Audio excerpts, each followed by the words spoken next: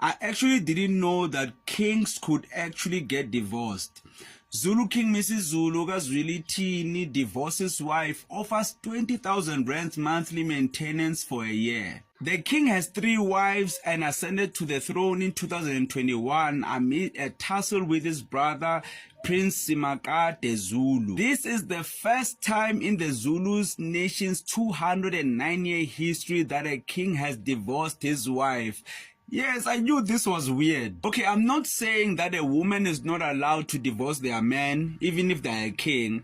But now let's think about the ramifications. What does this actually mean? Because as a man, especially as a king, if your wives are divorcing you, it means you have no power.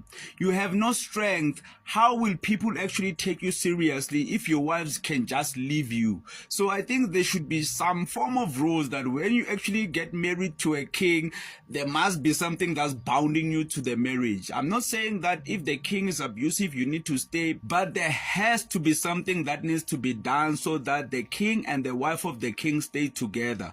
We can't be having kings divorcing wives. What will happen to the kids? Who will marry this princess? Is she still a princess if she's divorced to the king? Now, this will just cause a lot of confusion.